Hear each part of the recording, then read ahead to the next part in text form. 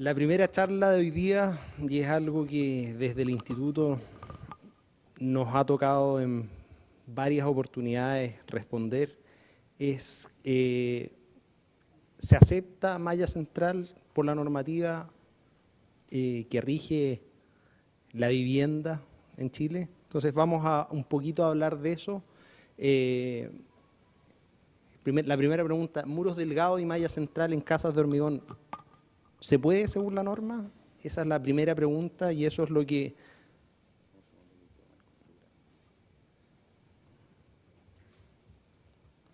vamos a tratar de responder en esta presentación. Y lo vamos a tratar de responder en varios pasos. Primero, con un ejemplo muy sencillo. Si uno ve esta vivienda que está aquí, en realidad puse dos casas como una vivienda típica que se construye aquí en Chile. Vivienda de primer piso sólido, segundo piso liviano. Yo creo que a más de alguno de los que está acá les suena familiar ese tipo de vivienda y nadie se cuestionaría que ese tipo de vivienda se construya con esa materialidad. Eso es algo bastante común. Ahora, por otra parte, ¿qué pasa con los edificios de hormigón armado? También para nadie es novedad que se haga con doble malla y refuerzos de borde. Eso también es la usanza, lo típico. ¿Qué pasa con las casas? Esta es una casa de hormigón. ¿Usamos lo mismo? Algo parecido en realidad. No difiere mucho. Y la pregunta es, ¿se podrá usar eso? Esa foto que están viendo ahí es una foto tomada de un conjunto de viviendas en México, la foto que está aquí a la derecha. ¿Se puede hacer eso? ¿Qué es lo que restringe hoy día la norma para hacer eso? Eso es lo que vamos a ver hoy día. Lo primero que quiero comentarles es que antes de entrar a la norma estructural, hay un predimensionamiento de casas que está regido por estos tres puntos: norma térmica, de resistencia al fuego y norma acústica. O sea, antes de saber qué espesores debe tener los muros de mi casa, tengo que darle una miradita a esto que está acá está en la Ordenanza General de Urbanismo y Construcción. Veamos primero qué pasa con el tema térmico. Chile está dividido en 7 zonas térmicas, desde norte a sur.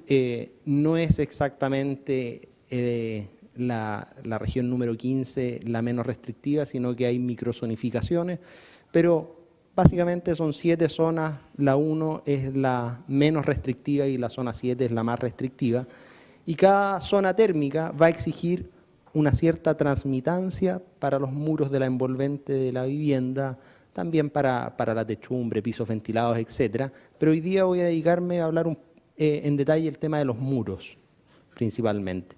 La Ordenanza General de Urbanismo y Construcción propone esta tabla. Nosotros aquí en la región metropolitana estamos en la zona 3, y si nos vamos a muro nos pide una transmitancia térmica de 1.9 watts metro cuadrado grado Kelvin, o la resistencia térmica, que es el inverso de ese. Hay algunas definiciones de transmitancia térmica y la resistencia térmica de los muros, que es la ecuación que está puesta acá, que está dado por el espesor dividido por un lambda. Solamente está puesta esa expresión, la expresión número 1 que aparece ahí, simplemente para hacer un punto en que mientras más espesor, en el fondo, tengo un mejor comportamiento térmico. Y eso es un poco lo que quiero mostrarles al final de este predimensionamiento. Esos lambda están dados por una tabla, por ejemplo, para el caso del hormigón es 1,63. Esta tabla que está acá está tomada del registro del mismo. Y además existen ciertas soluciones constructivas tipo, esto está también sacado de la Ordenanza General de Urbanismo y Construcción, en donde indica ciertas soluciones para diferentes muros de hormigón armado. Aquí en este caso está tomado para un muro de 15 centímetros, pero solamente a modo de ejemplo. Esto podría haber sido perfectamente en un muro de 10 y no es mucho más lo que varía. Aquí el ejemplo que está puesto ahí marcado en rojo, se fijan, aquí está las zonas térmicas de la 1 a la 7. Si yo tengo un muro de 15 centímetros para la zona metropolitana, necesito una aislación térmica equivalente a 20 milímetros de poliestireno expandido de densidad 15 kilos metros cúbicos. Ojo que esta solución, para los que en el fondo están en el área de construcción, es una solución sugerida y normalmente lo que se está usando es un material que es un conjunto de yeso cartón más un poliestireno, por lo tanto ese es un equivalente. Si el muro es de 20 no varía mucho, si el muro es de 10 tampoco, por lo tanto lo único que quería hacer hincapié en esto, de que no va por ir aumentando más el espesor de los muros de la casa de hormigón para ver si puedo cumplir con la transmitancia térmica que me exige la norma, ¿no es cierto? Eso por una parte, ese es el tema térmico. ¿Qué pasa con el tema de fuego? En el tema de fuego, también esto está sacado de la Ordenanza General de Urbanismo y Construcción, en donde me sugiere esta tabla y me pone tipos de edificación en donde la letra D es la correspondiente a viviendas. Y ahí por eso está marcado con rojo. Y en la fila que me tengo que fijar es la fila 4, específicamente esa es los muros divisorios que separan dos viviendas. Tengo una exigencia de un F60. O sea, si yo tengo un pareo simple, el muro que va en el pareo debe tener una resistencia al fuego F60. Y para los cortafuegos un F120 que es solamente en la zona de cortafuego, no en el muro que divide el pareo. ¿Y qué pasa con los muros de hormigón? Esto también está sacado aquí en este rinconcito de la diapositiva, está puesto la tabla que está tomada del registro del MIMBU de sistemas convencionales. Un muro de 10 centímetros tiene una resistencia al fuego F90 y un muro de 15 un F180. O sea, si yo tengo un muro de 10 centímetros, cumplo ampliamente el requerimiento de resistencia al fuego que me exige la ordenanza. ¿Qué pasa con el tema acústico? Esto también está sacado de la Ordenanza General de Urbanismo y Construcción. Me dice, yo lo que tengo que aislar son 45 decibeles entre dos viviendas. ¿Y qué muro aísla 45 decibeles entre dos viviendas? Ahí esta flechita de acá es solamente para ampliar. Dice, espesores de muro de 10 centímetros son suficientes para cumplir con los requisitos mínimos. O sea, con 10 centímetros cumplo los 45 decibeles. En el caso de losas, me pide aislar 75 decibeles, que son con una losa de 14 centímetros. Eso es en el caso que yo tenga departamentos. ¿Ya? En el caso que tenga una casa con 2 pisos, normalmente es una losa, no tiene un requerimiento de aislación acústica de esa losa, por lo tanto podría ser perfectamente una losa de 10 centímetros. Resumiendo, ¿qué tenemos como predimensionamiento? Antes de entrar con el tema estructural, cumplo con lo acústico, y en el tema térmico debo disponer una aislación térmica adicional. Eso es, no saco nada con empezar a tratar de aumentar el espesor del muro, porque voy a llegar a muros de 50 centímetros para una casa. Así que no va por ahí la solución, es muro lo más delgado posible con una aislación térmica. Esa tablita es súper importante que la tengan presente. Esos son los requerimientos que me pone la ordenanza. Vamos a ver qué pasa con las normas y decretos. Esto ha sido la evolución que ha tenido las normas, han venido cambiando bastante rápido. Partimos con la 433, el 25 de febrero del 2011 tuvo una corrección con el Decreto Supremo 117 y el 13 de diciembre, hace menos de un mes, hace casi ya un mes, hubo un nuevo cambio al Decreto 61. Eso es en el diseño sísmico, tanto en el diseño de hormigón. La 430 fue reemplazada por el Decreto 118 y luego fue reemplazada por el Decreto 60. Lo que vamos a ampliar en esta presentación es qué pasa con el diseño en hormigón para muros de vivienda. Esto está tomado del decreto actual, del decreto vigente, lo que hoy día es norma. Primer punto, artículo 3, todo lo que va a estar en este decreto corresponde a correcciones o adecuaciones del ACI 318 del año 2008. Primer punto. O sea, todas las correcciones vamos a tener que tomar el ACI 3 del 2008.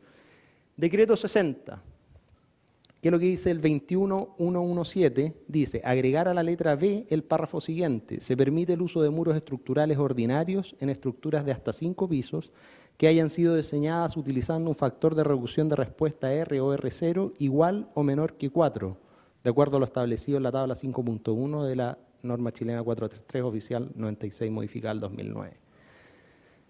Me dice, puedo usar muros ordinarios siempre y cuando tenga un factor de reducción 4 o menor.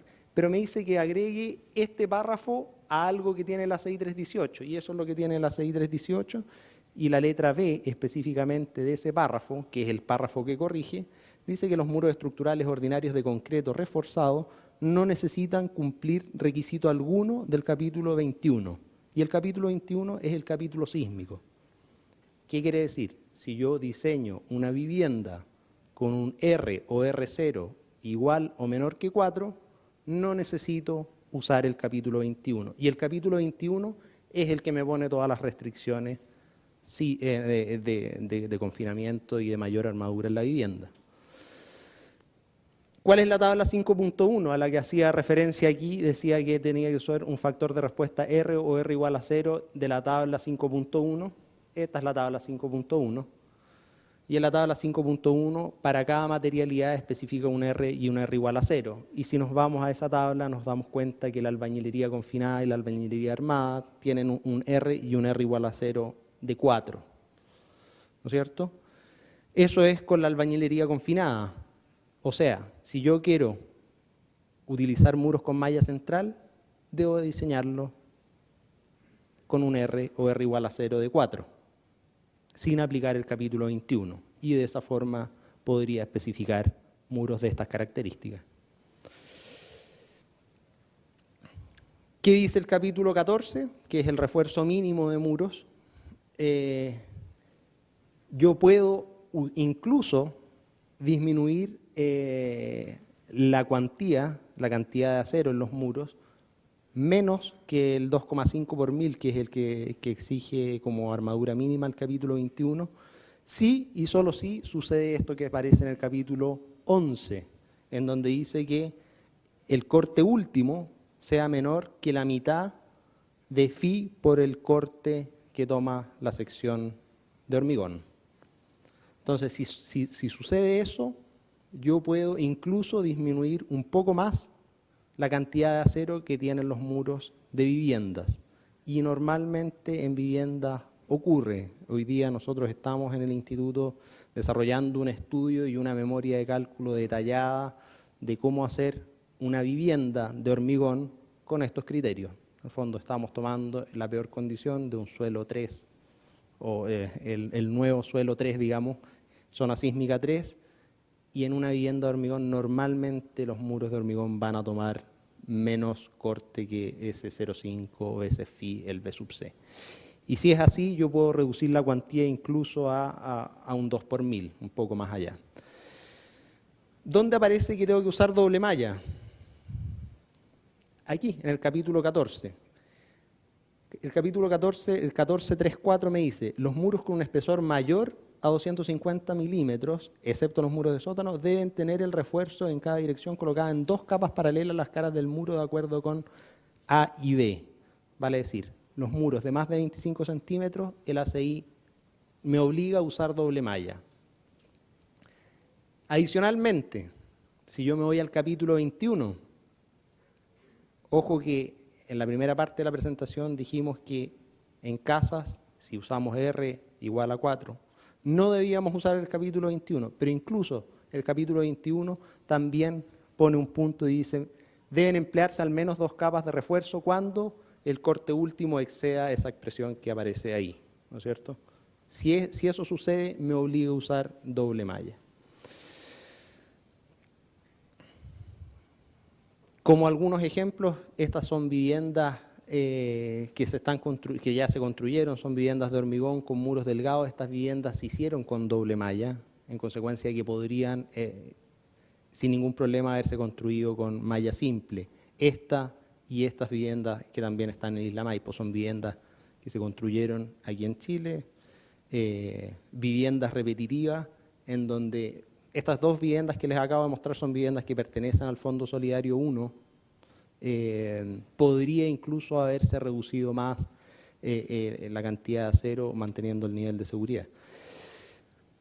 ¿Qué tenemos como conclusiones para ir cerrando la presentación? Con la hipótesis de que una vivienda, sus muros trabajan como muros ordinarios, vale decir un R o R igual a 0 igual a 4, de acuerdo al Decreto Supremo 60, puede usarse muros de 10 centímetros y malla central.